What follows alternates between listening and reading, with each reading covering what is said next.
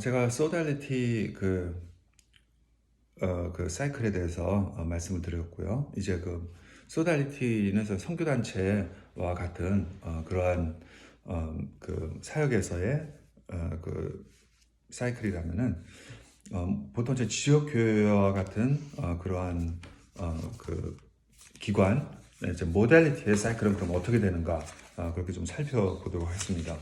모달리티 사이클 모델은 우리 4장 4페이지 4-35페이지와 36페이지에 있습니다.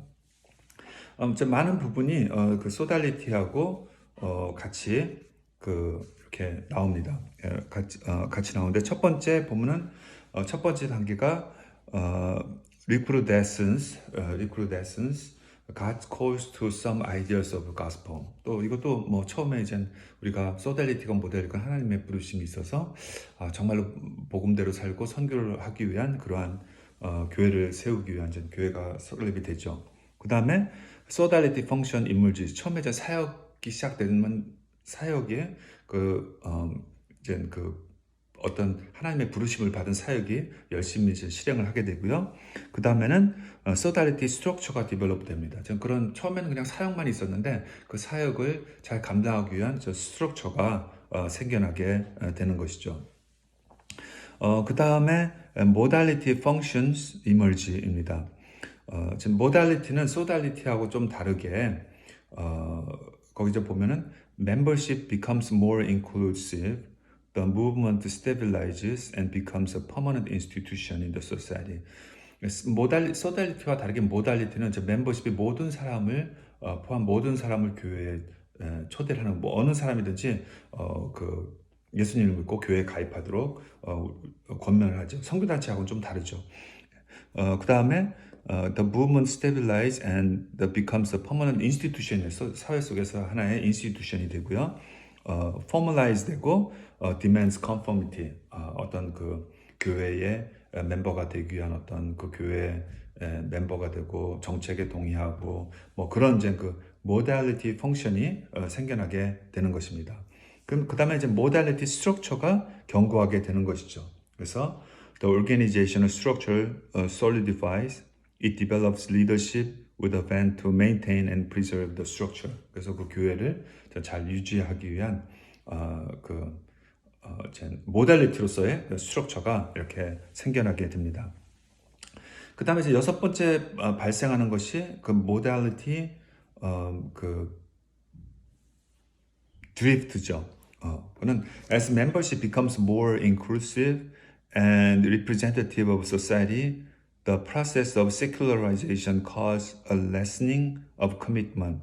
Sodality-like function deteriorate and organizational form predominate over functions or ideals.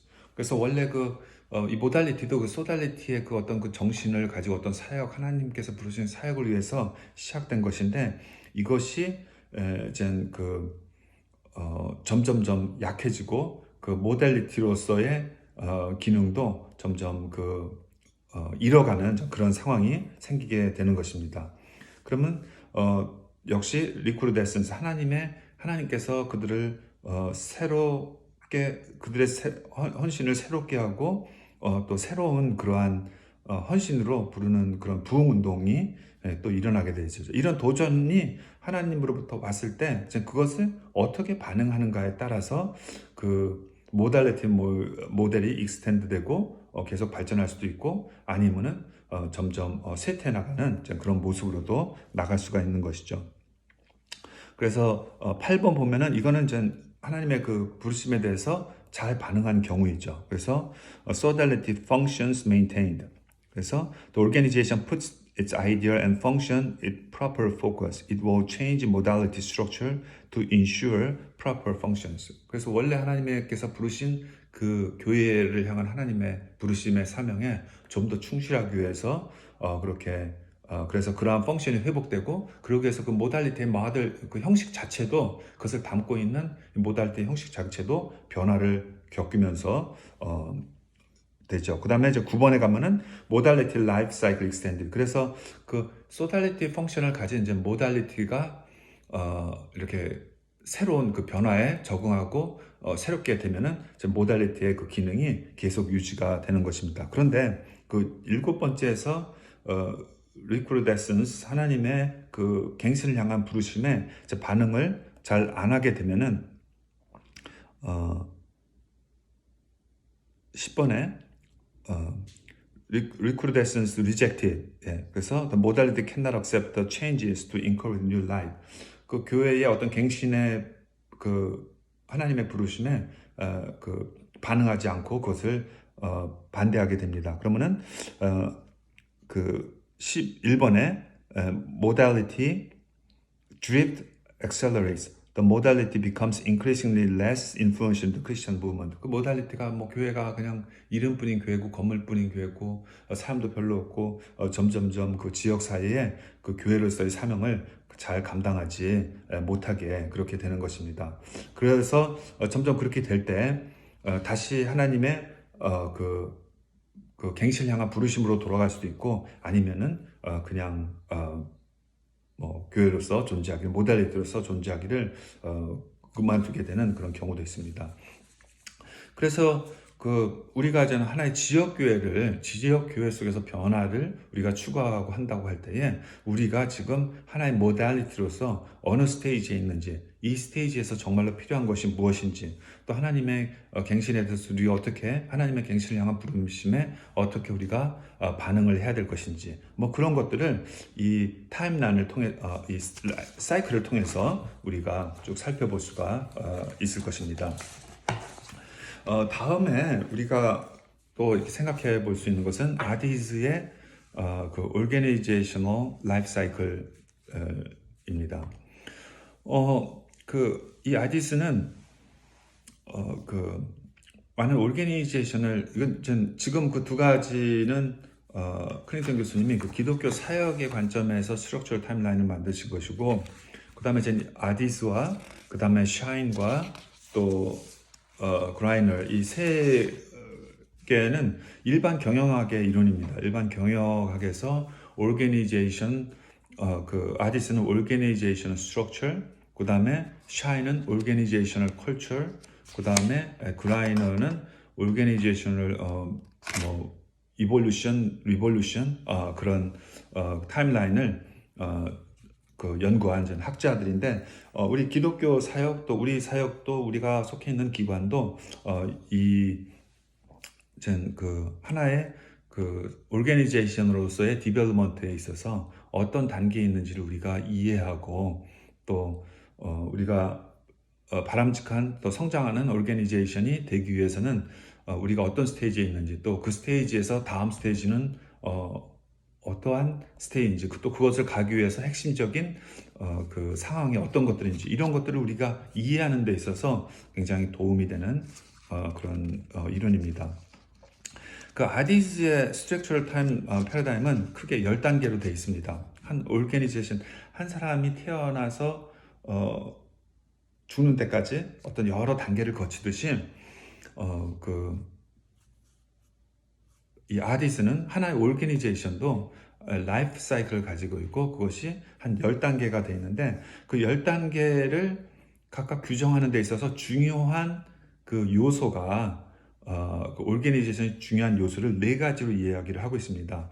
처음에 프로덕티비티 P라고 이렇게 해서 프로덕티비티 그 다음에는 어드미니스트레이션 조직은 프로덕티브 그 생산성이 있어야 되죠. 그 다음에 어드미니스트레이션 그 어떤 오르게니제이션은 그 행정 관리가 잘 돼야 될 것입니다. 그 다음에 엔터프레누어리얼 어떤 기업가적인 변하는 환경에 따라서 변화하고 사역을 넓혀가고 기업을 넓혀가는 그 기업 정신, 기업적인 마인드. 그 다음에 네 번째는 인테그레이션 이런 것들을 잘 통합하고 그 하는 그러한 기능을 이야기를 하고 있습니다.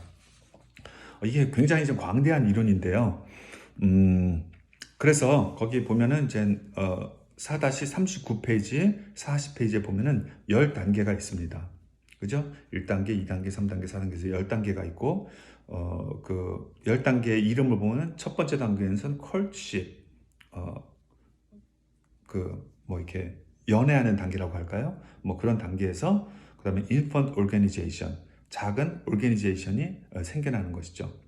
컬트십은 교회 개척을 준비하는 것이라면은 개척을 위해서 기도하고 또 몇몇 사람하고 그런 비전을 나누고, infant organization은 교회를 이제 개척한 것입니다. 교회가 생긴 것이죠. 그 다음에 go는 교회가 막 성장하는 단계입니다. 그러다가 네 번째가 adolescent organization, 기관이 어떤 청소년기를 지나게 되는 것이죠.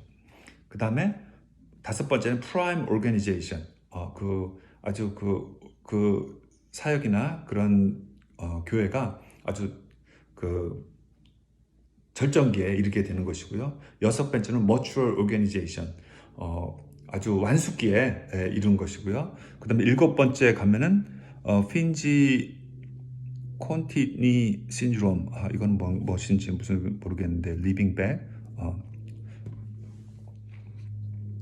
그쪽이 아니라 아리스토크라틱 오르가니제이션, 굉장히 그 귀족적인, 자기네들이 굉장히 귀족적인 기관으로서 한 귀족이다, 다른 기관하고는 다르다는 그러한 어떤 의미로는 굉장히 그 엘리트 의식을 가진 좋은 기관이지만은 어떤 의미로는 이제 약간 좀 교만해질 수도 있는, 그런데 하여튼 우리 그 교회 중에서는 우리가 모든 교회가 우리를 본받아야 할 그런 아주 모델 교회다, 이런 그 프라이드를 갖는 단계이죠.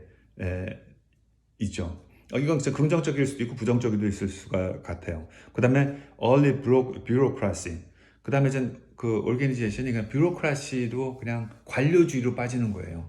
점점 그 생명력은 잃어가고 그냥 다큐멘터 만들고 뭐 목회자니까 설교해야 되고 그런 이제 관료주의.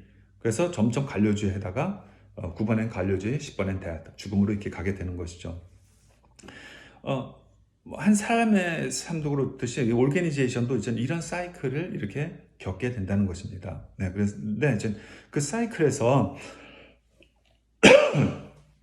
그 두 번째 그 스테이지하고 네임 중간에 그 심볼이 있습니다. 그 심볼이 뭐냐면은 PAEI, 그 네 단어가 있는데, 아까 말씀드린 productivity, administration, entrepreneurship, 그 다음에 integration, 그 네 가지 요소가 있는데, 이 단계에서 어떤 게 가장 중요하냐, 어떤 것이 가장 펑션하냐는 것이죠. 그래서 컬트십 단계에서는, 개척을 준비하는 단계에서는 엔터프레너십이 중요하겠죠.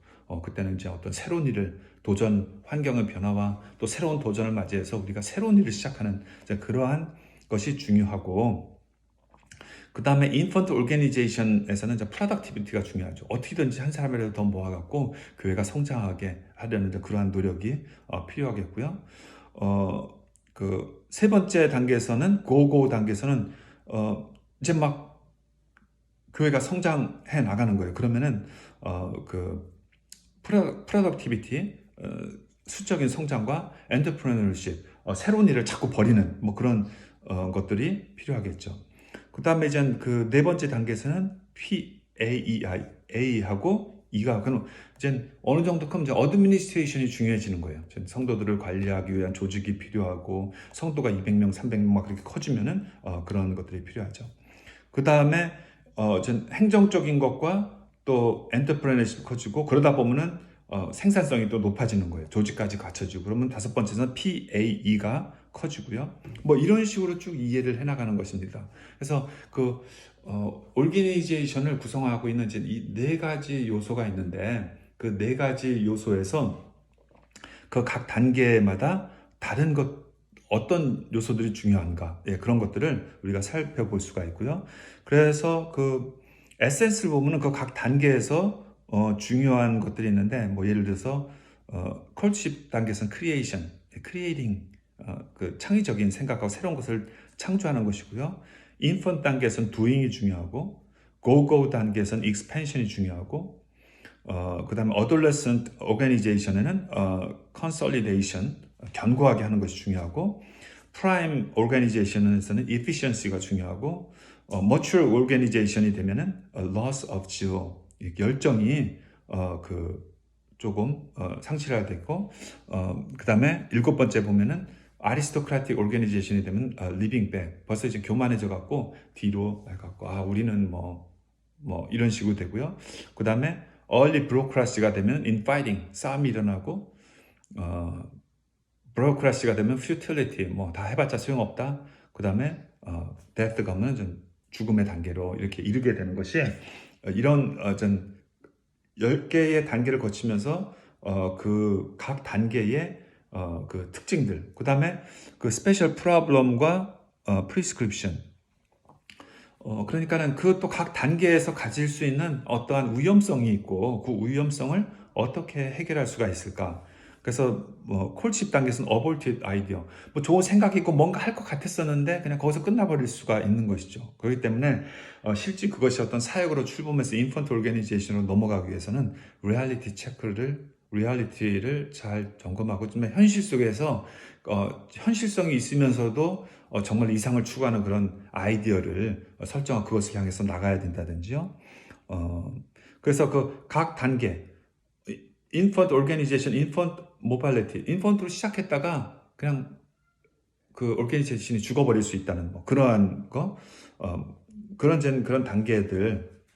그래서 그 각 단계, 우리가 어느 단계에 놓였는가를 잘 이해하고 그 단계에서 우리가 어떤 위험성이 있고 그 어려움을 이겨내기 위해서는 어떤 식으로 해야 된다. 이런 것들을 잘 가이드해주는 이론인데요.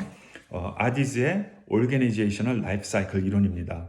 이것은 복잡한 것 같지만 상당히 그 합리적이고 이야기가 잘 정리가 돼 있어서 굉장히 좋은 그런 자료가 아닌가 생각이 됩니다.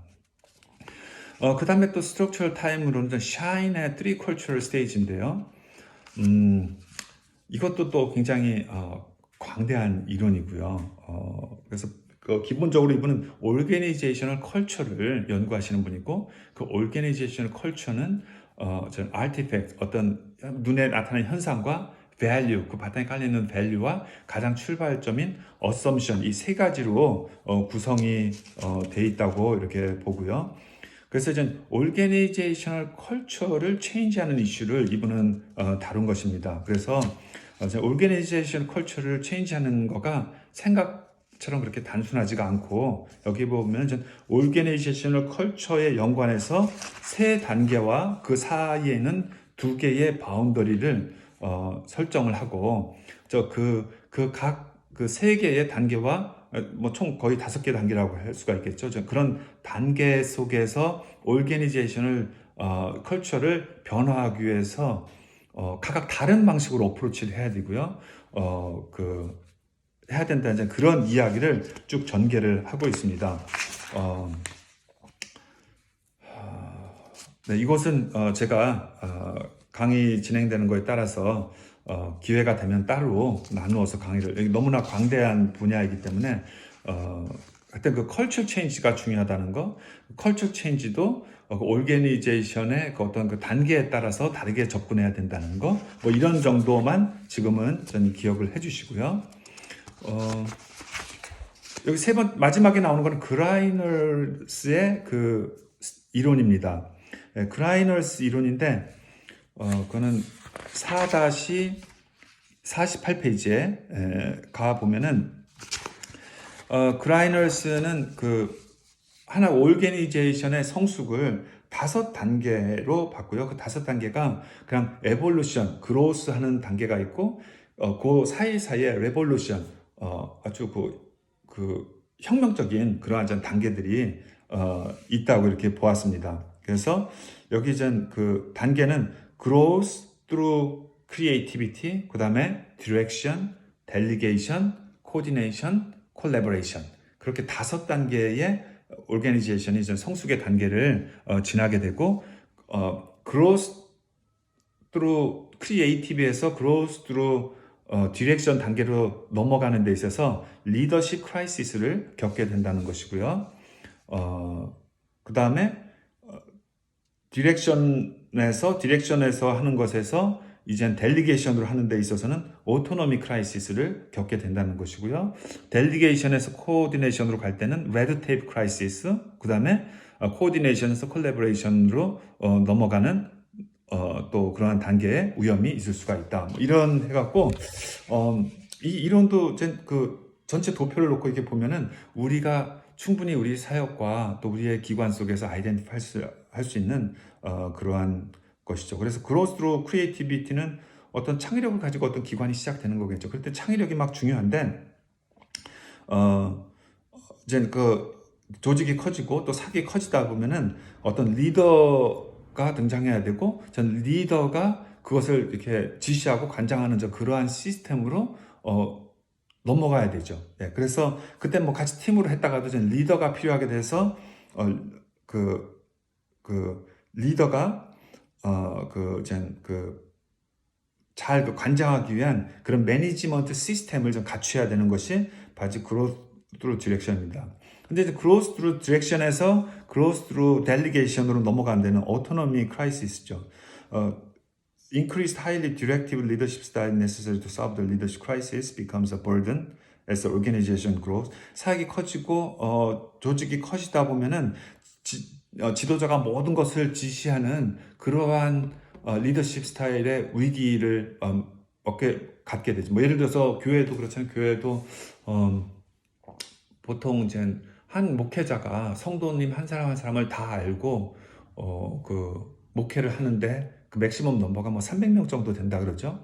그 인원이 넘었으면은 그것이 불가능하다는 거예요. 그러면 이제 중간에 부교육자를 세우다든지 중간 리더를 세워서 리더십 스타일이 바뀌어야 되죠. 그분들한테 델리게이트를 하고 그 부교육자들이 자기네 사역을 이렇게 해나갈 수 있도록 그렇게 해나가는 그 각 사역의 오토노미가 주어지는 부교육자들 혹은 어떤 조직을 생각했을 땐 그 조직의 중간 매니저들이 그 권한과 또 책임이 같이 부여돼서 스스로 일들을 이렇게 해나갈 수 있도록 하고 리더는 그분들을 이렇게 관리하는 식으로 이렇게 바뀌어 나가야 되지. 그 리더가 다 처음부터 끝까지 다 관리를 하려고 하면은 거기에 이제 한계가 있고 이 단계로 넘어서지를 못한다는 것이죠. 예, 그래서 저는 이러한 그 오르게니제이션의 그 성숙 단계를 또 나름대로 이렇게 분석한 것이 바로 이 그라이너의 그 익스펜션